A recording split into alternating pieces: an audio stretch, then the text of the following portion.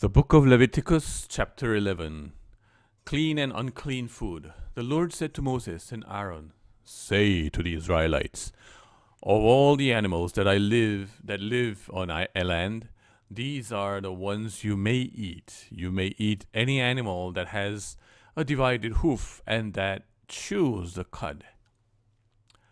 There are some that only chew the cud or only have a divided hoof, but you must not eat them.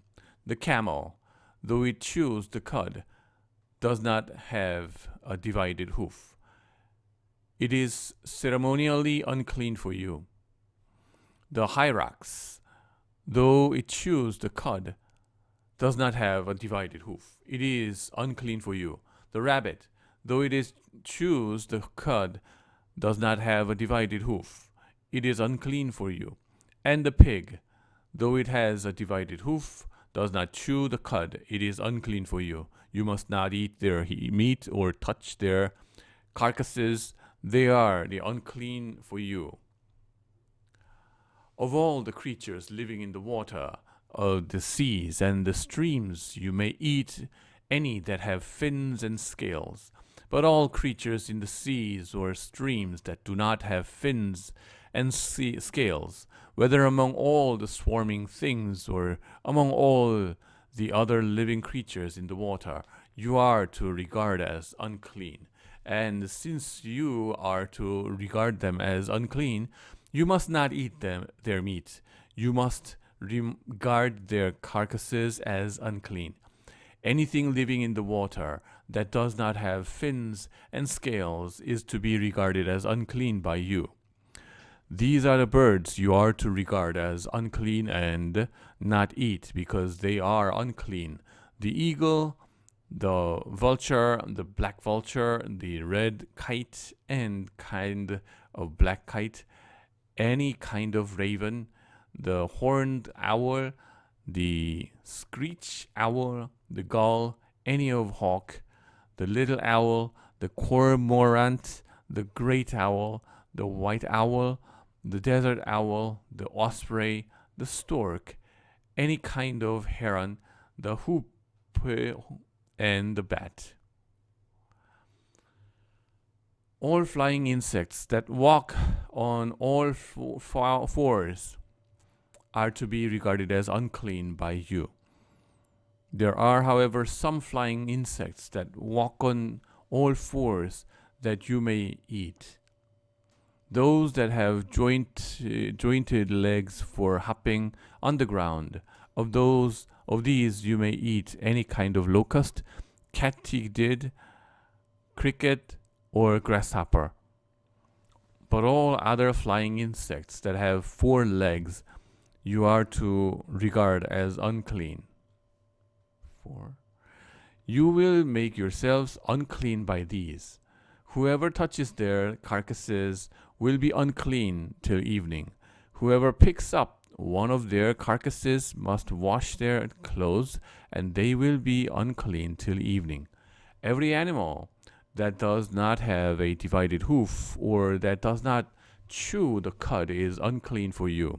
Whoever touches the carcass of any of them will be unclean.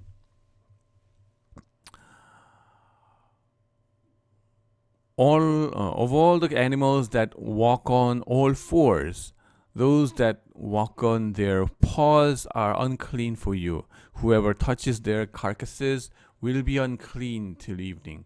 Anyone who picks up their carcasses must wash their clothes, and they will be unclean till evening. These animals are unclean for you.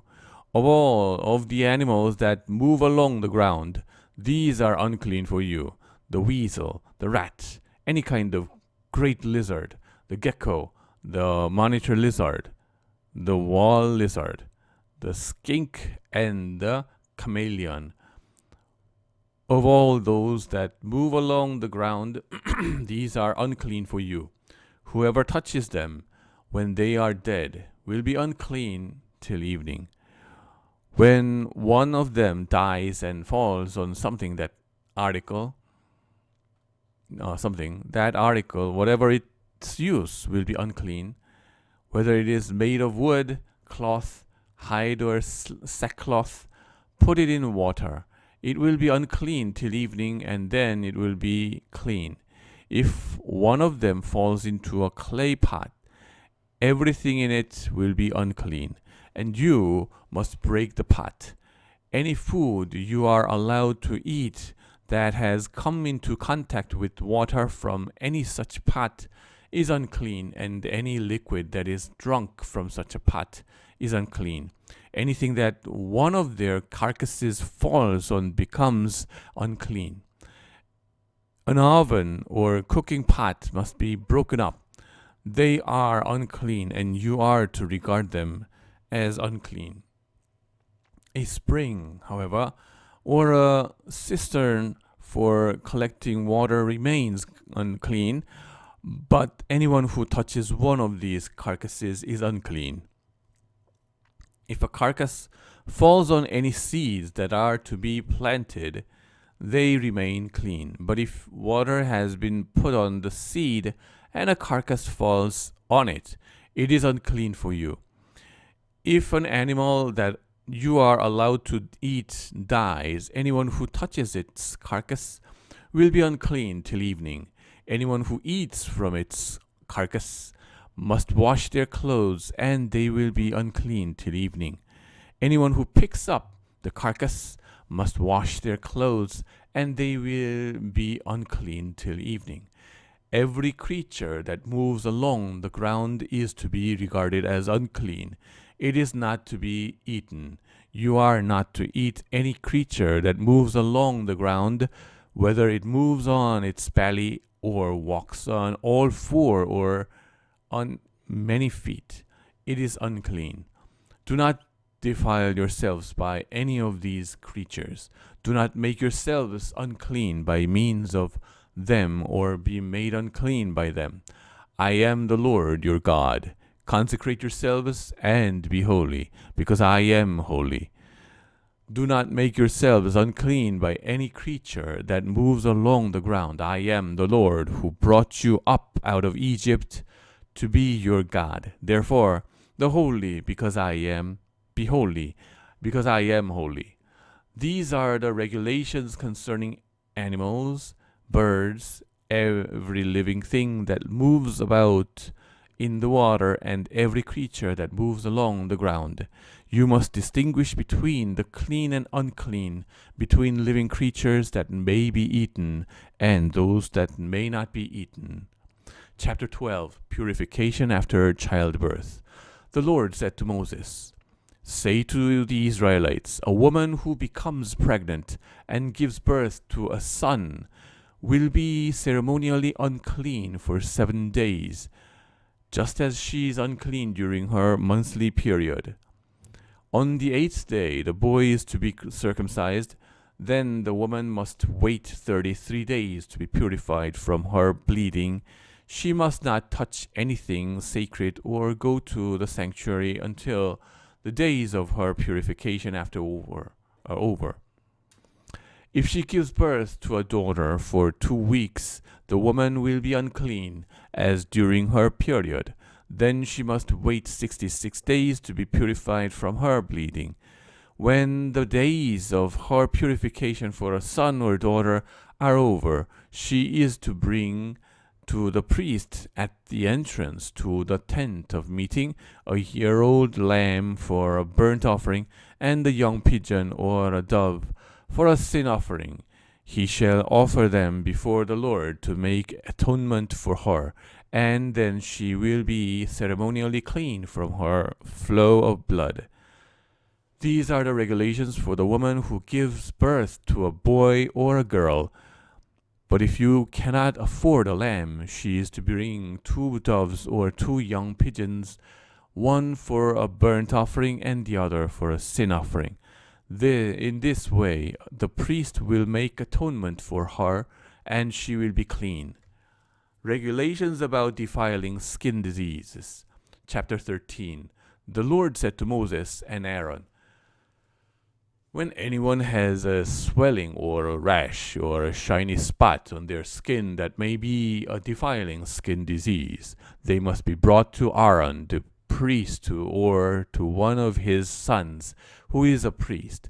The priest is to examine the sore on the skin, and if the hair on the sore has turned white, and the sore appears to be more than skin deep, it is a defiling skin disease.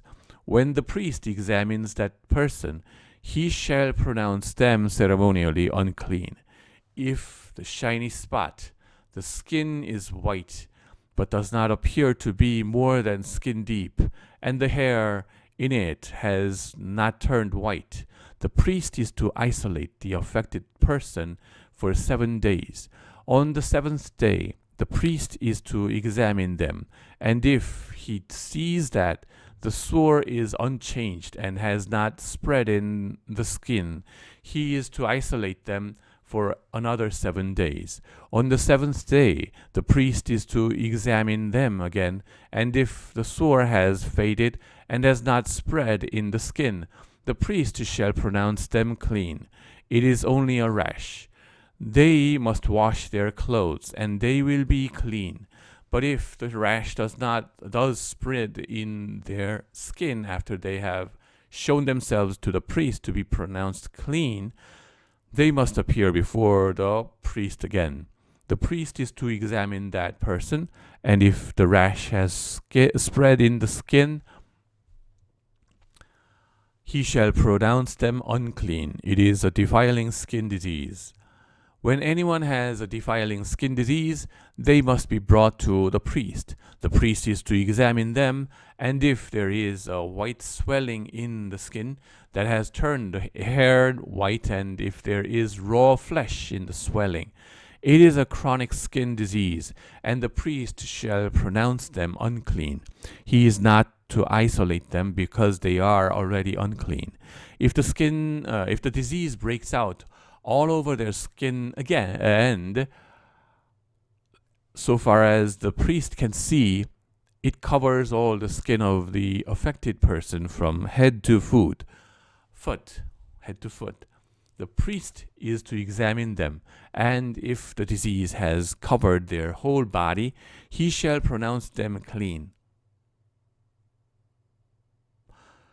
Since it has all turned white, they are clean. But whenever raw flesh appears on them, they will be unclean. When the priest sees the raw flesh, he shall pronounce them unclean. The raw flesh is unclean.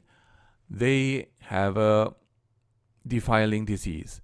If the raw flesh changes and turns white, they must go to the priest. The priest is to examine them, and if the sores have turned white, the priest shall pronounce the affected person clean.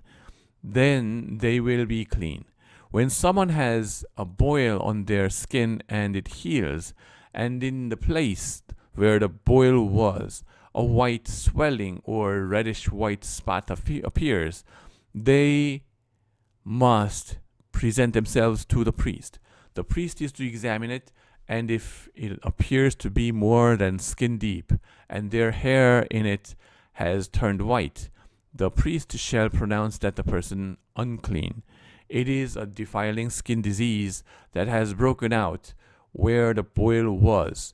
But if, when the priest examines it, there is no white hair in it, and it is not more than skin deep, and has faded, then the priest is to isolate them for 7 days. If it is spreading in the skin, the priest shall pronounce them unclean. It is a defiling disease. But if the spot is unchanged and has not spread, it is only a scar from the boil, and the priest shall pronounce them clean. When someone has a burn on their skin and a reddish white or white spot appears in the raw flesh of the burn, the priest is to examine the spot, and if the hair in it has turned white, and it appears to be more than skin deep, it is a defiling disease that has broken out in the burn. The priest shall pronounce them unclean. It is a defiling skin disease. But if the priest examines it, and there is no white hair in the spot, and if it is not more than skin deep and has faded, then the priest is to isolate them for 7 days. On the seventh day, the priest is to examine that person, and it is spreading in the skin.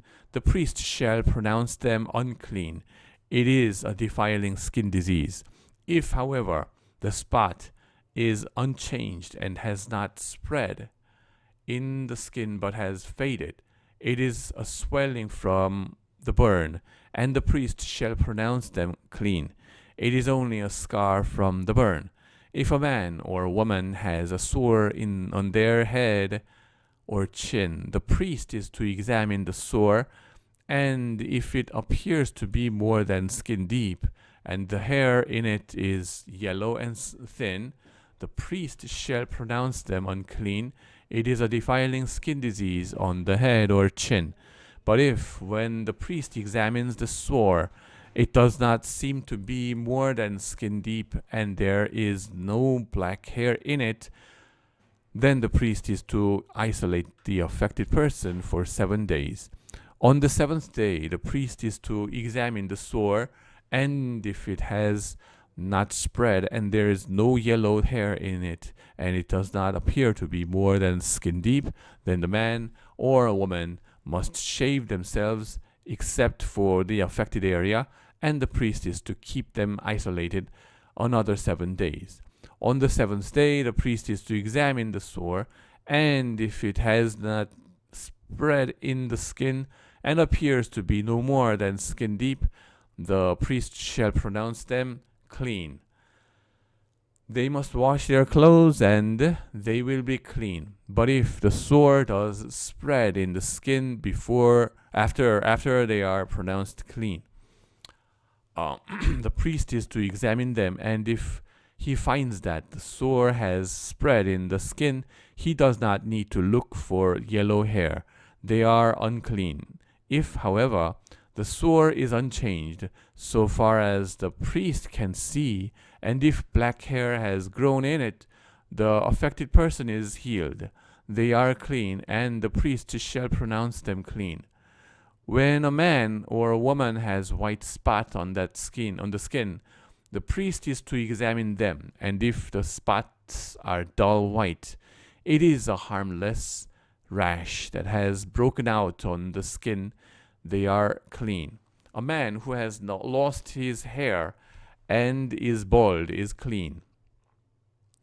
If he has lost his hair from the front of his scalp and has a bald forehead, he is clean. But if he has a reddish-white sore on his bald head or forehead, it is a defiling disease breaking out on his head or forehead. The priest is to examine him, and if the swollen sore on his head or forehead is reddish-white, like a defiling skin disease, the man is diseased and is unclean. The priest shall pronounce him unclean because of the sore on his head. Anyone with such a defiling disease must wear torn clothes. Let their hair be unkempt. Cover the lower part of their face and cry out, "Unclean, unclean." As long as they have the disease, they remain unclean. They must live alone. They must live outside the camp. Regulations about defiling molds. As for any fabric that is spoiled with a defiling mold, any woolen or linen clothing, any woven or knitted material of linen or wool, any leather or anything made of leather, if the affected area in the fabric, the leather, the woven or knitted material, or any leather article is greenish or reddish, it is a defiling mold, and they must be shown to the priest.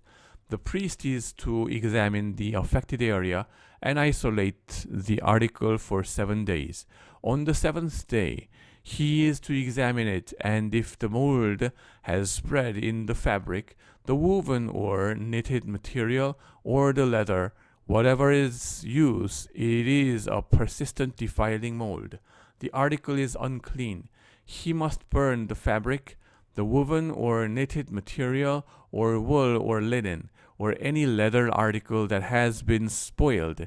Because the defiling mold is persistent, the article must be burned. But if, when the priest examines it, the mold has not spread in the fabric, the woven or knitted material, or the leather article, he shall order that the spoiled article be washed.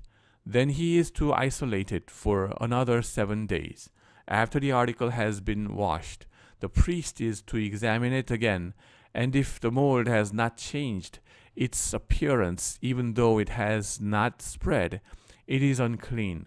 Burn it, no matter which side of the fabric has been spoiled. If, when the priest examines it, the mold has faded after the article has been washed, he is to tear the spoiled part out of the fabric, the leather, or the woven knitted material.